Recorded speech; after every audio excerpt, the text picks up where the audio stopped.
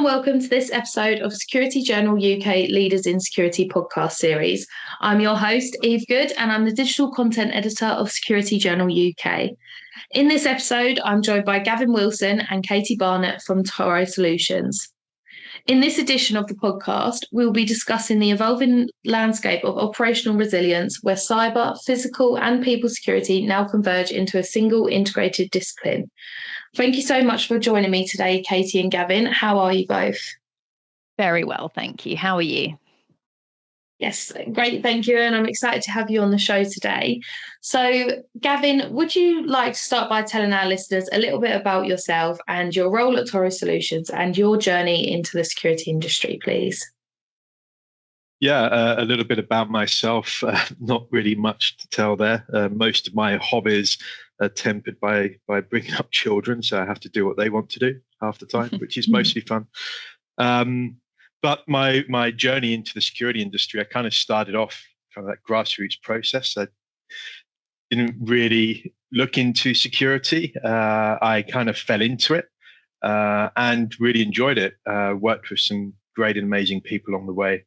Had some brilliant mentors, and typically, from as the typical journey would go, I've had a lot of opportunities that have opened up doors, and started that education from certification, operational experience, and doing a range of different types of tasks in physical security and information security. And then the academic route to the masters, which seems to be a typical journey a lot of security managers take nowadays. I ended up with Toro, having known the CEO for some time before that, 5 years ago. And I joined about a month before Katie, so slightly senior in age and just in the company, although she tells me off a lot. We work very closely together. And I would say my journey at Toro has really taught me a lot about security. Katie will say I'm probably one of the worst ITS people out there because she's constantly having to fix my computers. But ultimately, it's been a huge learning curve as we converge security in that approach. So, Katie, would you like to just tell our listeners a bit about yourself and about Toro Solutions and stuff like that, please? Absolutely. I also had a non-conventional route into security, which seems to be quite commonplace. Most of my experience is in IT. I've worked in IT for almost 20 years. My Saturday job as a young teen was patching a bunch of computers.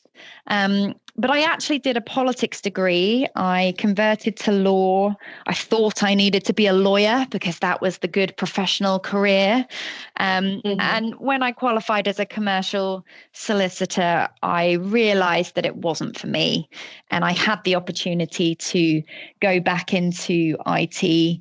And I haven't looked back since. So I started at the bottom. I worked on an IT help desk, providing IT support, worked my way up through IT projects and IT management, and then expanded that remit into operations and security.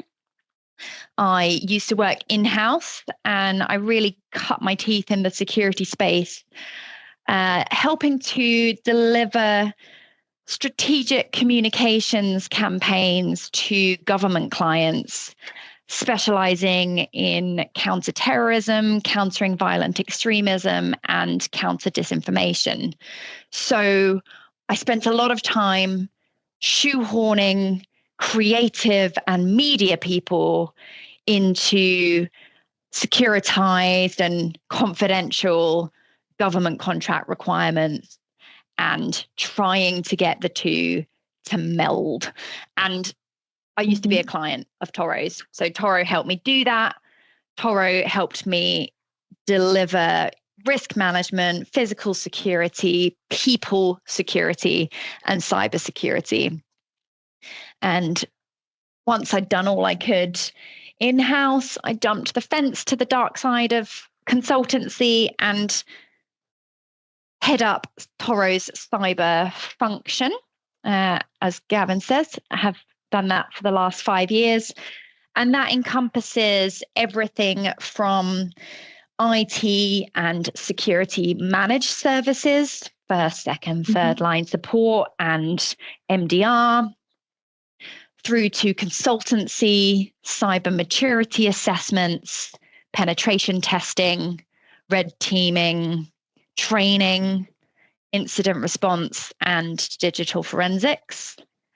And I work really closely with Gavin and the physical security team with people and investigations, bridging that gap between us. Did you want to say anything else about physical and investigations, Gav?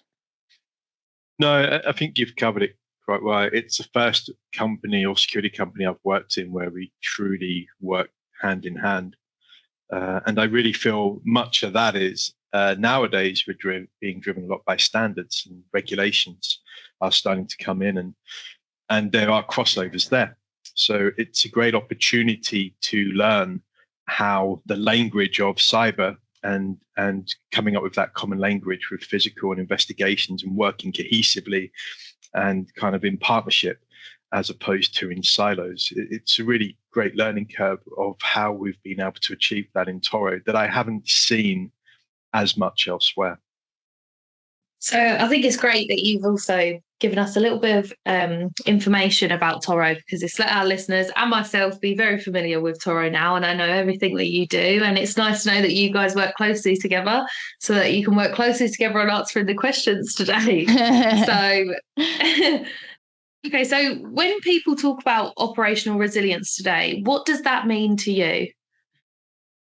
I think Gavin's point about interoperability is key here, because operational resilience is how we keep things running. And that applies to people, process, and technology, which spans all our security domains. I think it's a mindset, and it needs to be a mindset. So we talk about operational resilience and organizational resilience, and obviously they're closely tied together. But to achieve operational resilience, it has to be a mindset at the organizational level as well. And I worked in a company for many years where safety was part of the culture. Everybody had to do safety. Even if your role didn't really involve working in higher risk areas, you were expected to come up, to follow those high-end safety rules. And it was such a strong culture and mindset that it was people were constantly thinking about it. And interestingly, a couple of weeks ago, I attended a presentation by a guy called Chris Moon, who is a risk management presentation. He's a great motivational speaker. And he came up with an example that really resounded about resilience to me, in that an employee of it was a transportation or haulage firm that'd been around for many, many years, had about 70 employees. They clicked on a phishing email and it basically broke the company, the loss of 70 jobs. And in the investigation, they found out who had clicked on that email and who had allowed that attack to occur. But they never told them, because of the conscience that employee would have, that everybody, all their colleagues, had lost their job because of their inaction. And it reminded me very strongly around that culture of mindset and the way the threats are, that approach that threat tactics are taking, using all the different domains and the attack pathways.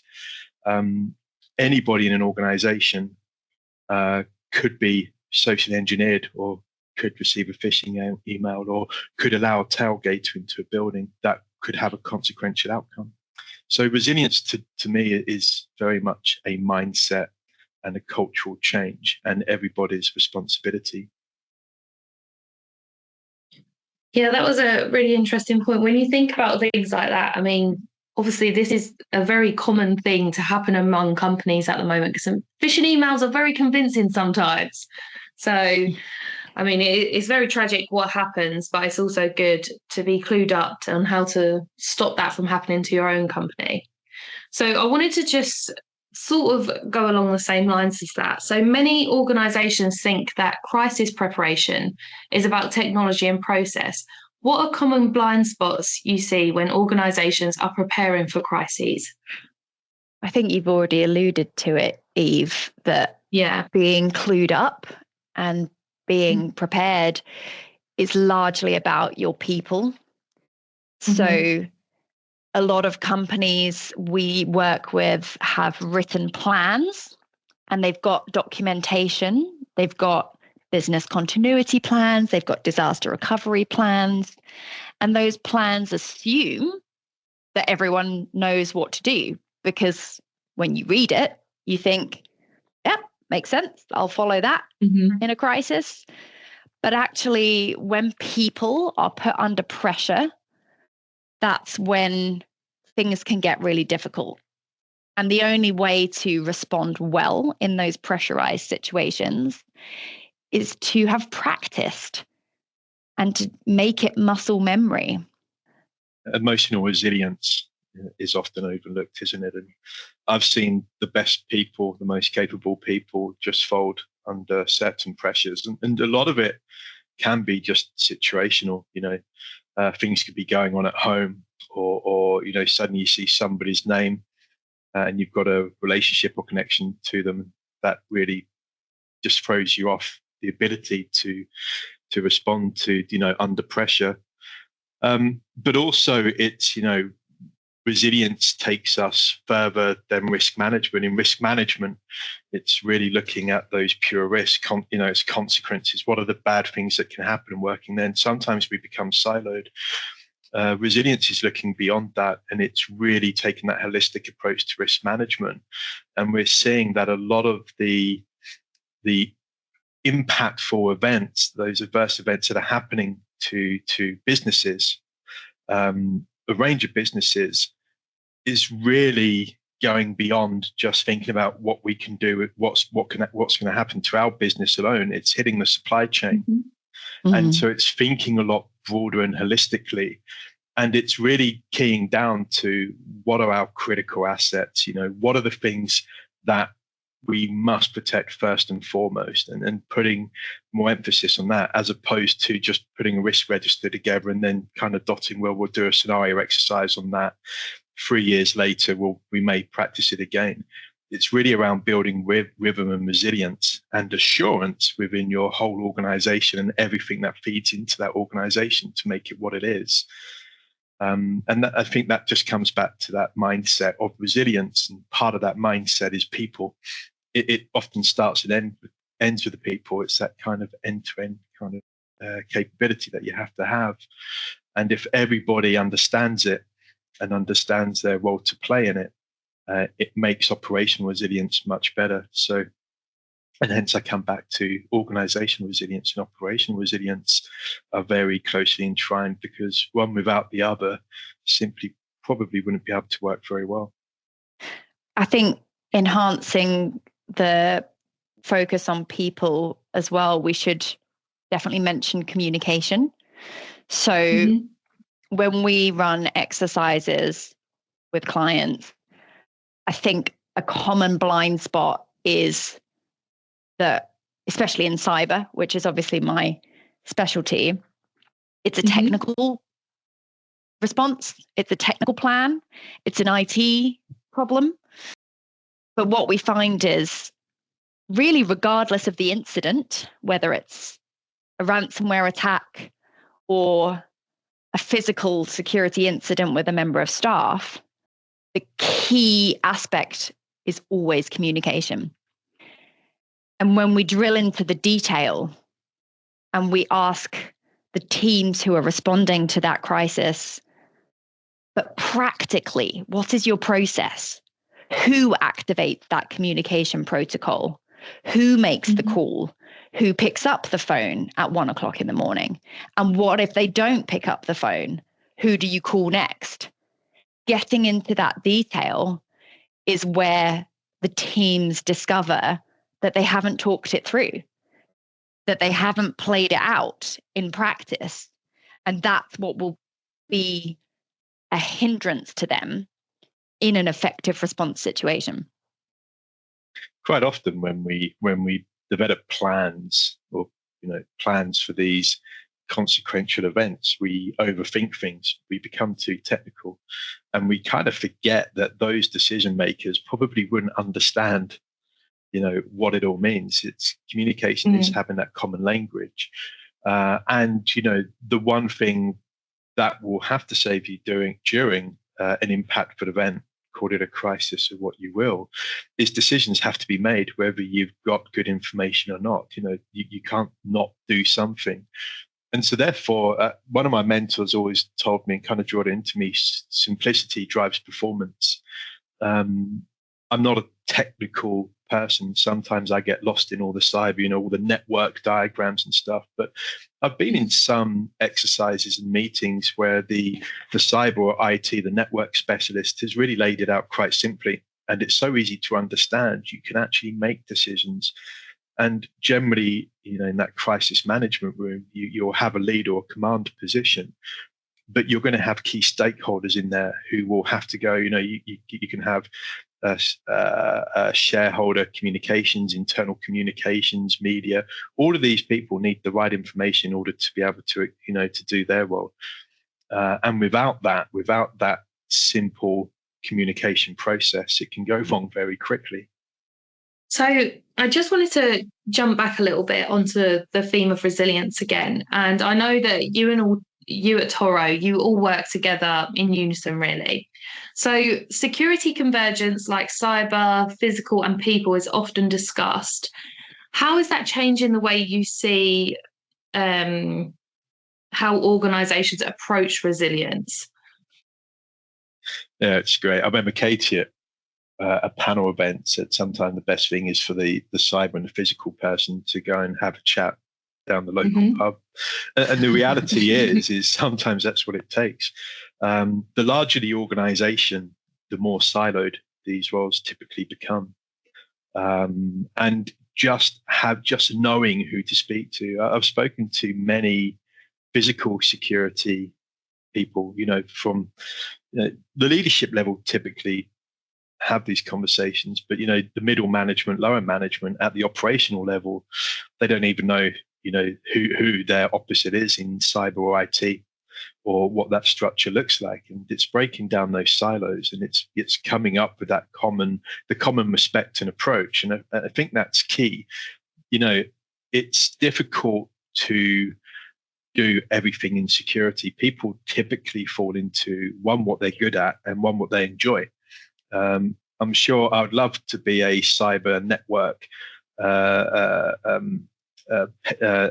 expert, but one, I probably won't enjoy it. It's overly technical. But two, I may not be the right person for it. It may not be for me. So you typically fall into what you're good at and what you enjoy. So there's so many different roles and expertise within security. I've yet to meet somebody who can do all of them. I've met lots of people who are very good at understanding those different skill sets. So it's around really breaking down those silos. It's finding those common goals. And we do that through, you can call it enterprise risk management, holistic risk management, but it goes back to what Katie said. It's that interoperability. It's developing those partnerships, but it's working towards a common goal. And the way I have explained it to somebody a week or so ago is, imagine, we've got so many different things. There are so many different attack pathways. And I love using an attack pathway analysis model. You can say you've got 10 different attack pathways. Typically in organizations, we're covering half of those or maybe 7 of those. And the threat actor will typically take the pathway of least resistance.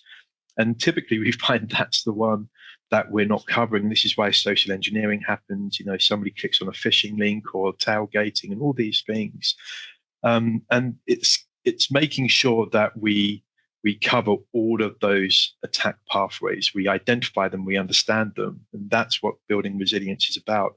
And we're working cohesively together in order to make that happen. And there's lots of conversations you can have from, the top level leadership down to the more on the ground level, the field level operators. But that's key around convergence. And I see convergence as being a part of enabling resilience as much as holistic risk management or enterprise risk management is one part of enabling resilience. I think you're right. I think resilience encourages convergence because resilience is about maintaining operations through difficult circumstances, whether that's incidents or crises. And that requires the different security disciplines to work together. That means those teams have to have good relationships. They have to be working towards a common goal. And ideally, maybe they're using the same framework. So if we think about ISO 27001, it's an information security standard that's globally recognized, and all security professionals will be familiar with it. It encompasses cyber, physical, people controls. And if your whole organization is speaking the same language, is working towards the same controls, then it should facilitate better resilience. I would say we are seeing a better shift where standards, whether they're, information security is something that does bridge, it builds a bridge between cyber and physical because both entities do it. So it's a joint understanding. Mm-hmm. And for physical security, I'd say ISO 27001 has really helped us because it does have an element, it has a whole section on physical access control. It can do a lot more, but that's a good start. But, we are seeing more regulations coming in. We have Martin's Law for physical, but we've got the DORA, Digital Operational Resilience Act. And then, the FCA have got operational resilience policies coming in. ISO 22316, and then obviously the 22301 business continuity. So standards and compliance are helping us drive convergence in organizations. And what we find in Toro, and we're quite fortunate that we do a lot of risk management audits and security reviews. And that helps us practice the converged approach where we're looking at beyond just security, as in physical security and cybersecurity, travel risk management, banking, fiduciary risks, HR, onboarding, offboarding. So through an assurance program, testing what you do to make sure that it's robust and comprehensive enough to manage the threats that we're seeing would enable, in my opinion, natural convergence to start take root, which in itself enables enterprise risk management, which in itself starts to develop that resilience that we're seeking to do. So I think at this point the industry is maturing and driving convergence change. If you're taking that mindset of planning, preparation, and testing, which is very strong in what resilience is about. So while staying on the theme of resilience, I would like to mention detection. So behaviour has become a key part of early detection. And can you tell our listeners how behavioural detection, early intervention fits into your vision of resilience and what a culture that supports that would look like in practice? Yeah. So behavioural detection, early intervention, or BDEI, is about recognizing when something doesn't feel right and acting early before it escalates. So it's very much a proactive approach that relies on awareness rather than just surveillance or technology. Again, it comes down to people. It is, and BDEI, or behavior detection, is kind of being synonymous with security guarding and front of house roles, to identify when somebody's behavior is suspicious and then intervening early enough. Yeah, and this comes back from, the Manchester arena attacks. We've got the scan training, which the government provide, which is mandatory for frontline security officers, but it goes well beyond that. And as we've seen with the Marks and Spencer cyber attack, that social engineering approach kind of enabled a chain of events to uncoil, which we saw what the consequences of that were, and we're seeing that time and time again. And the threat actor will use as many tools as they can do to achieve their end goal, and we need to understand what that looks like. So behavioral detection is a key part. It's a practical application on how we can start developing that resilient mindset. It's, if it doesn't feel right, it probably isn't right, and we should act on it. And we see those messages constantly on public transport. And I think our government's done a great job, the NPSA and all of those kind of think tanks are putting together some really good practical advisories and messages that enable the public and civilians to be able to feel, to think about, actually, what is this person trying to do? If I'm standing on a street corner and I have my phone out, it's dark, could I get mugged?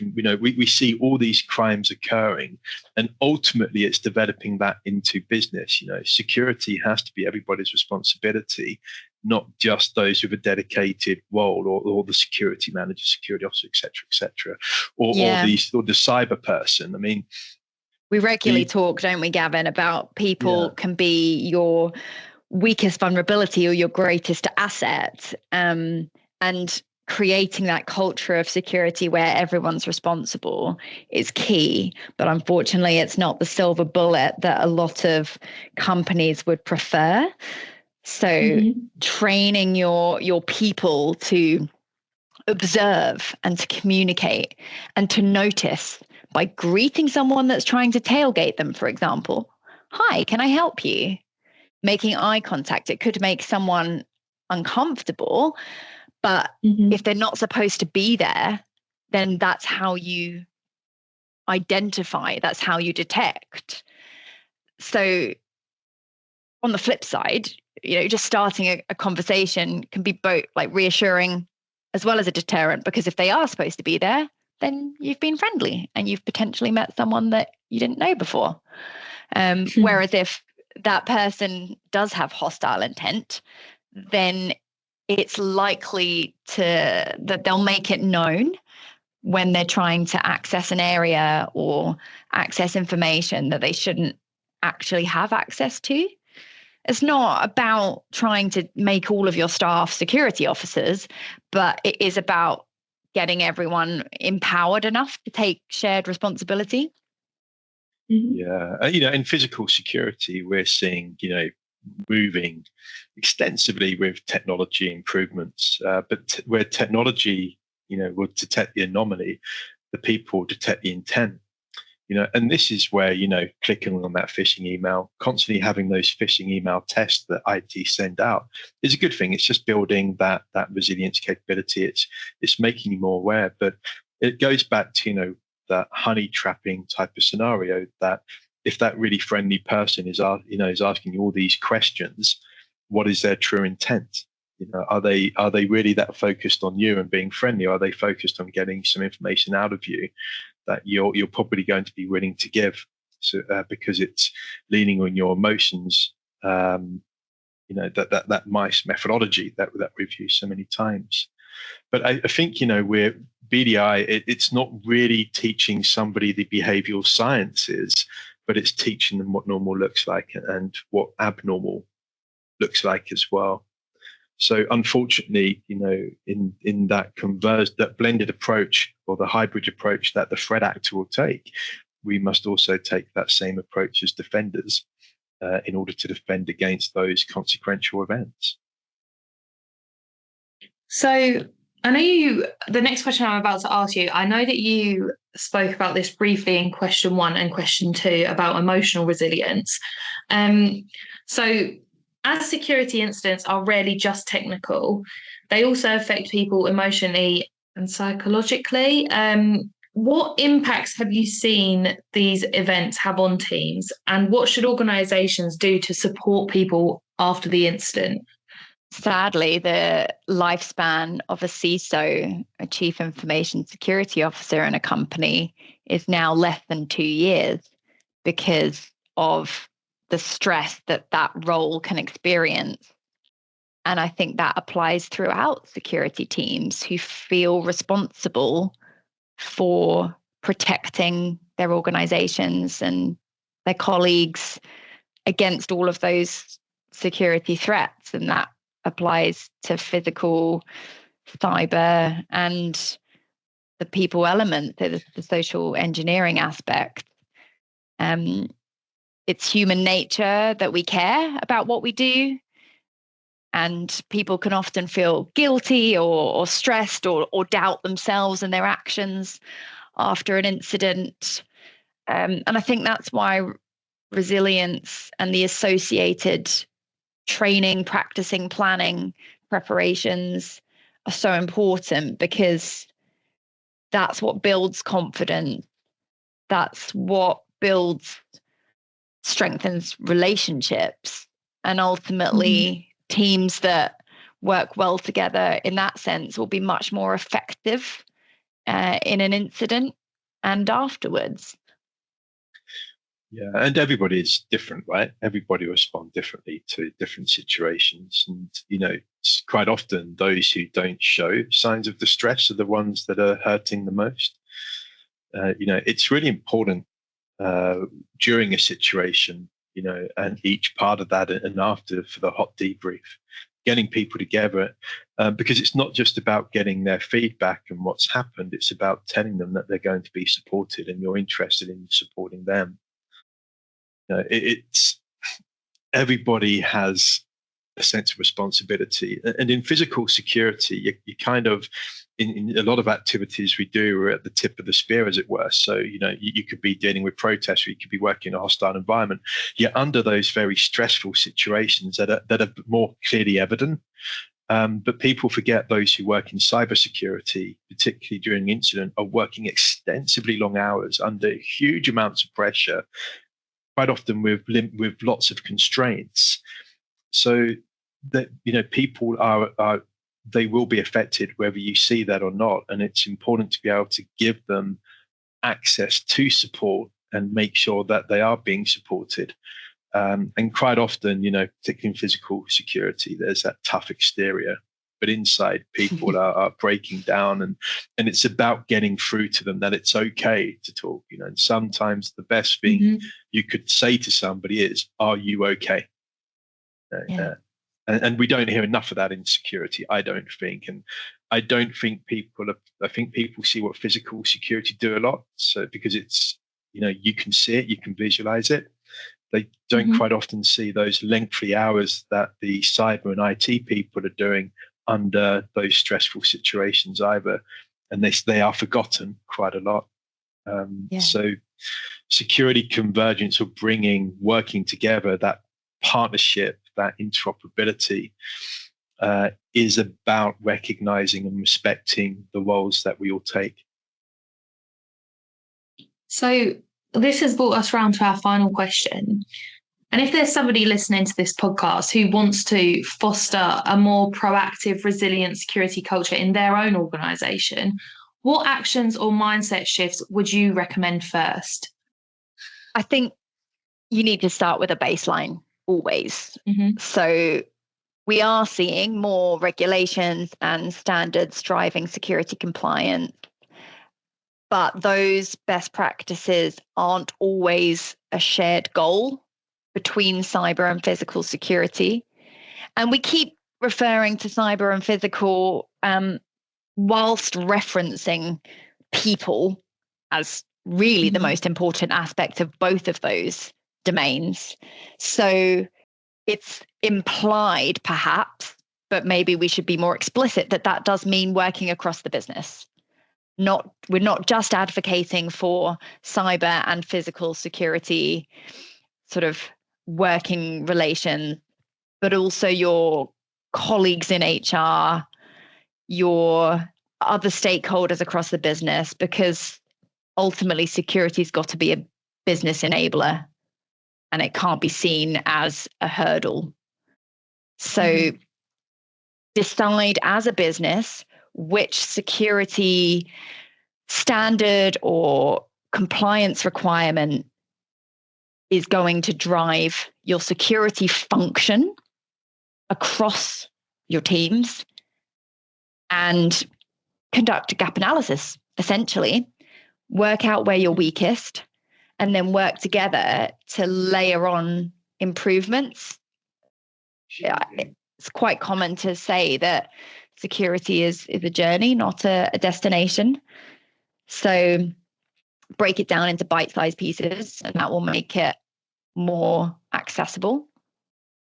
You've got to be realistic. Progress is not always perfection, but quite often we try and achieve perfection at every stage. So understanding your current state and where you want to be, your future state, is key. And so like Katie said, you've got to put a roadmap together. You've got to be honest about where you are. You've got to be honest about the challenges that you're going to be facing as well. And quite often, a lot of the blockers are the people. It's that change management. People don't like change. This is all about changing. It's all about building that mindset and that culture, and that takes time. It won't happen overnight.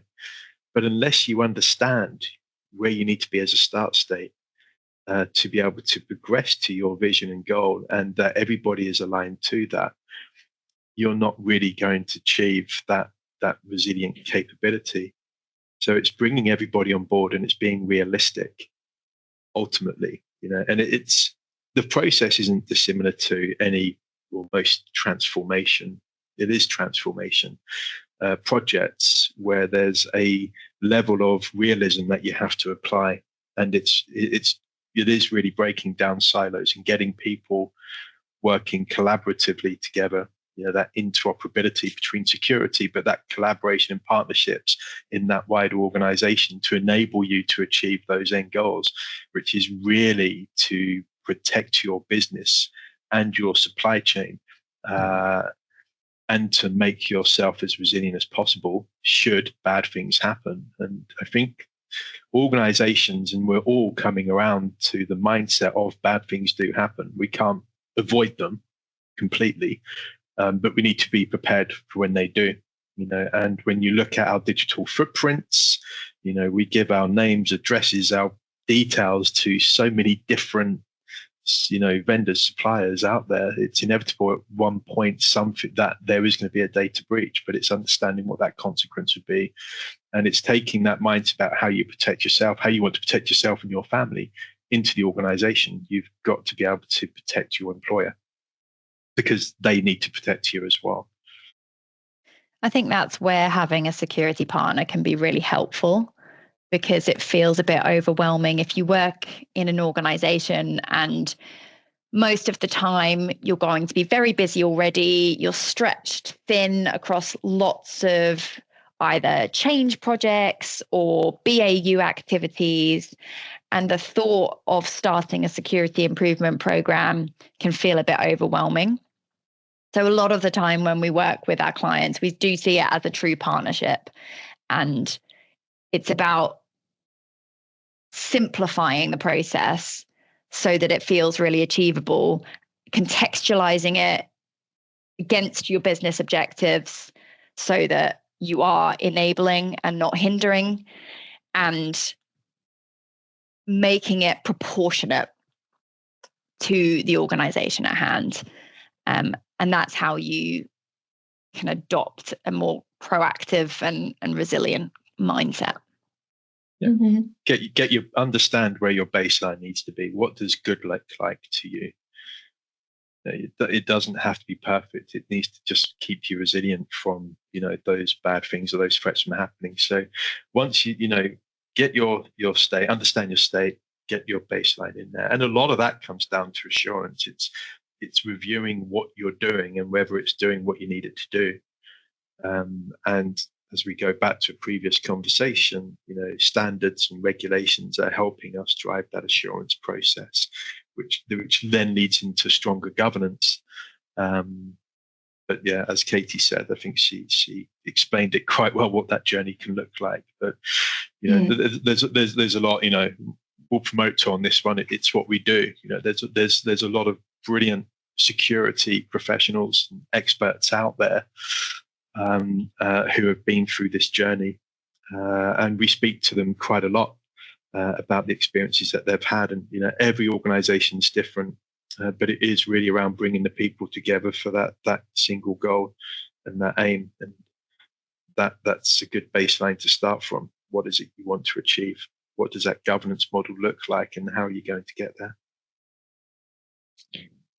Yes, I mean, you've given some really amazing advice as well. So our listeners will have a lot to take away from this podcast, and they've definitely got a lot to learn from you guys. So it was absolutely amazing having you on today's podcast and for you to tell me about everything to do with Toro and everything of how to apply this into your own businesses. But yeah, so thank you so much for joining me on today's podcast, both Gavin and Katie. Thanks for having us, Eve. Yeah, it's just good to meet you, and thank you for having the chat. And thank you also to our listeners for tuning in to this episode of Security Journal UK Leaders in Security podcast series. I've been your host, Eve Good, and make sure to keep an eye and an ear out for our next episode coming very soon.